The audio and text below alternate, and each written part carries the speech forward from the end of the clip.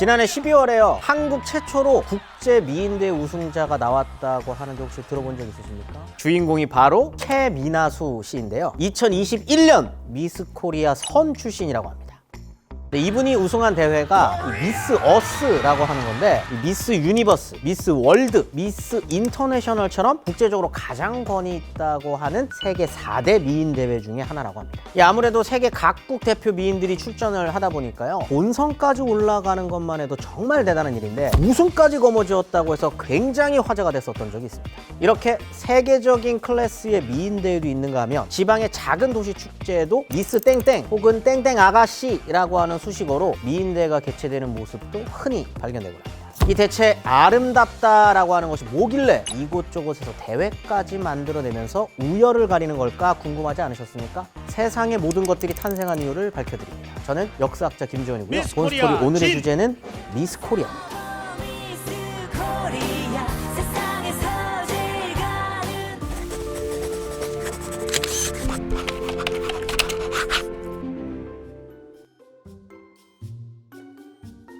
이 미스 코리아 출신 연예인 하면 어떤 분들이 떠오르십니까? 본인이 어떤 세대냐에 따라서 조금 다를 수도 있겠는데요. 80년대 후반부터 2000년대 초반에 이르기까지 본선에 수상한 분들 중에는 우리가 지금도 TV에서 자주 보는 분들이 많습니다. 배우 김성령, 오현경, 고현정, 염정아, 김사랑, 손태영, 이한희 씨 등 많은 분들이 현재도 연예계에 종사하고 있습니다. 이 또 각종 미인 대회들을 통해 연예계에 입문한 사람들도 여럿 있죠. 지금은 상상하기 어렵겠지만 그 시절에는 미스 코리아라는 위상이라든지 인기가 상상 이상으로 어마어마했기 때문입니다.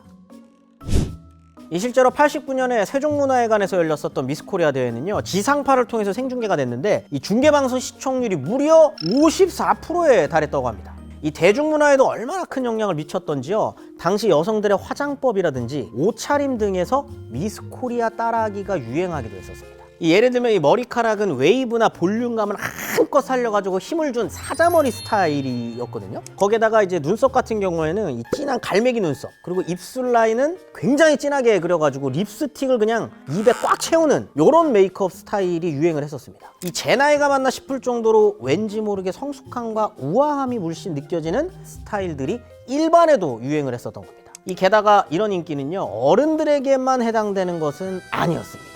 요즘 아이들이 장래희망에 아이돌이라고 많이들 적는다고 하는데요. 이 당시에는 미스 코리아가 되고 싶다라고 하는 경우가 많았습니다. 이 미스 코리아의 스타일을 책임지는 미용업계의 경쟁도 굉장히 치열했다라고 전해지죠. 그래서 예전에 미스 코리아들이 본선에서 수상하면요, 수상 소감을 꼭 이렇게 말했습니다. 그다음에 날 이렇게 이쁘게 만든 송중 미용실 원장님 감사드려요. 뒤에서 수고해주신 마샬 미용실 하정 선생님께 감사드리고요. 여기서 이 원장님은 미용실 원장님을 지칭하는 건데요. 왜 이런 이야기가 나왔냐면 이 80년대 후반부터 90년대에 이르는 이 시기까지요, 정말로 많은 미스 코리아 후보들이 미용실을 통해서 발굴되곤 했었습니다. 이 대회 우승자 배출에 양대 산맥이 미용실이 있었는데 이 한쪽에는 배우 김성령 씨, 그리고 한쪽에는 고현정 씨가 발굴되는 등 경쟁 구도를 보이기도 했었죠. 놀랍게도 이런 미용실들은요, 이 미스 코리아감을 발굴해내면 대회 출전 전까지 워킹 교육, 스피치 교육, 피부 관리처럼 필요한 관리의 대부분을 도맡아서 진행해줬다라고 전해집니다. 지금으로 치면 이 연예기획사가 하는 일이랑 비슷했던 겁니다. 아무튼 이렇게 미스 코리아로 선발이 되면 이 방송가에서도 크게 주목받는 건 당연한 일이었습니다. 이미 대회를 통해 대중에게 큰 관심을 받으며 얼굴을 알렸으니까 이 어느 프로그램이든 출연하기만 하면 시청률은 보증된 셈이었던 거죠. 그래서 이 미스 코리아로 선발된 사람들은 일정 기간 동안 사회공헌 활동에 이바지를 해야 했는데 그 외에도 방송 프로그램에 출연해서 연예계 생활을 시작하는 사람들도 많았습니다. 오늘날 수많은 미스 코리아 출신의 방송인들을 만날 수 있는 것도 이런 이유 때문인 거죠. 예전엔 미스 코리아 나가도 되겠어요 라고 얘기하면 미모가 아름답다라고 하는 의미로 굉장한 찬사였습니다. 미스 코리아가 된다는 건 한국의 미를 대표하는 사람이나 마찬가지로 여겨졌거든요. 특히 이 한국이라는 나라가 세계에 많이 알려져 있지 않던 시절에는요, 이분들이 한국의 문화사절단 역할을 톡톡히 해내게 됐습니다.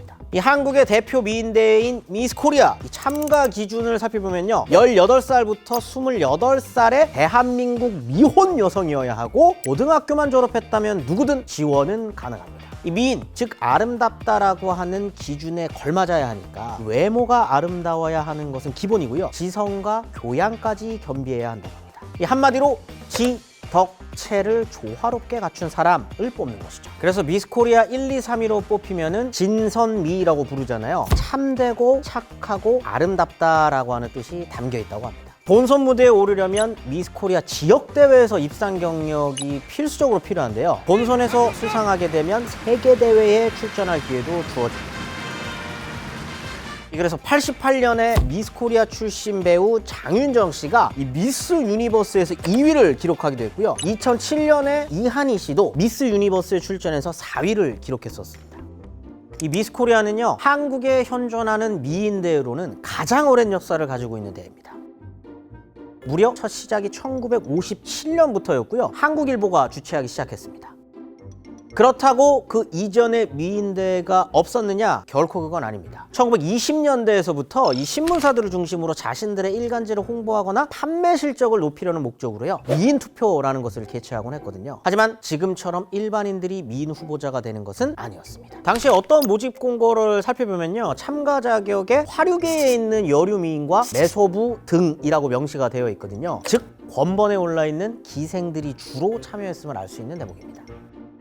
그러던 일제강점기 1931년에 삼천리라고 하는 잡지사에서 주관하는 삼천리 일색이라는 미인대회가 열렸습니다. 여기에는 이전과는 달리 원하는 누구든 대회에 참여하기 시작했었는데요. 이 대회의 우승자였었던 최정원이라고 하는 여성만 보더라도 여자 고등보통학교, 지금으로 치면 중고등학교 과정을 다 마치고 간호사로 활동하던 분이었습니다. 시대적으로 여성들의 평균적인 교육 수준이 높지 않았었던 것을 감안하면 상당한 인텔리 출신이었음을 알 수 있죠. 0.001%예요. 여자 고등보통학교면 지금의 거의 석박사급입니다. 이 삼천리 일색을 심사하시는 분들이 더 대단하신 분들이 많아요.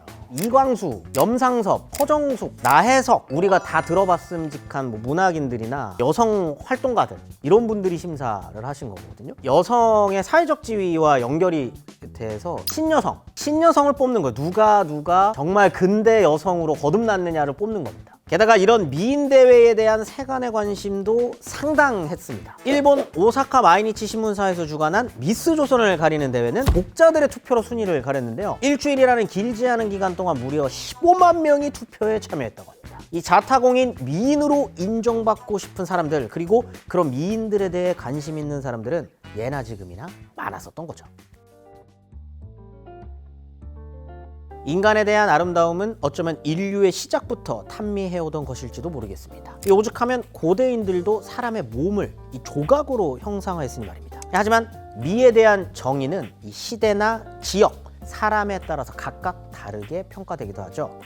그런데 미스 코리아라고 하는 대회는 이 아름다움의 순위를 매기는 일이 불가피합니다. 그렇다 보니 심사의 공정성 문제, 과정의 투명성과 같은 부분은 논란의 대상이 되고는 했었습니다. 대회를 둘러싼 불미스러운 일들이 자주 터졌기 때문인지 이 미스 코리아에 대한 관심은 점차 줄어들기 시작했습니다. 특히 심사 항목으로 빠짐없이 등장했던 이 수영복은요, 비판의 대상으로 화두에 자주 오르곤 했습니다. 이 무늬 없이 깔끔한 파란색의 수영복은 이 미스 코리아 대회 초기부터 꽤 오랫동안 볼 수 있었거든요. 이 컬러 TV가 보급되기 시작했을 때 이 화질이 좋지 않아서 색번짐 현상이 있었는데요. 이 송출되는 화면에서 최대한 깔끔하게 표현되는 색을 선택하다 보니까 수영복의 색깔을 파란색으로 제작하게 됐던 겁니다. 이건 똑같은 수영복을 입었을 때 누가 가장 돋보이는지를 점수화하기 위함이었다고 전해지는데요. 하지만 과연 이러한 방식이 이 아름다움을 평가하기에 적합한 방식인지 재고의 여지가 있다는 목소리가 높아졌었던 겁니다. 아무튼 여러 비판 여론과 방송사들의 결정에 따라서 미스 코리아 대회는 2002년부터 지상파 방송에서는 볼 수 없게 됐습니다. 하지만 미인을 선발한다며 획일화된 외모 기준을 요구하는 것이 인권을 침해하고 차별을 조장한다는 이유로 대회 폐지를 요구하는 주장은 여전히 이어지고 있습니다. 지난해 미스 어스에서 최종 우승을 거머쥔 한국 대표 최민아수 씨는 대회가 끝난 후에 한 언론사 인터뷰에서 이런 이야기를 했다고 합니다. 미인 대회가 더 인기를 얻기 위해서는 이 행사가 그저 예쁜 얼굴에 대한 것이 아니라 타인에게 영향력을 끼칠 수 있는 카리스마 있는 사람을 선발한다는 것을 보여주어야 한다. 여러분은 진정한 아름다움이란 무엇이라고 생각하십니까? 그리고 미스 코리아에 대한 여러분의 의견도 댓글로 많이 알려주시고요. 저는 다음 주에 더욱 흥미로운 탄생의 이야기로 돌아오겠습니다. 아, 몰라요. 저는 안 봅니다. 저는 어떻게 알았어? 어떻게 알았어? 김사랑 씨가 그렇게 이름이 이뻐서 다들 좋아하시잖아요, 그죠? 약간 김사랑 씨가 약간 아련하다 할까요? 약간 그 얼굴에 슬픔이 약간 있어요. 공감 못하세요? 매력이 있더라고요. 예, 김사랑 씨는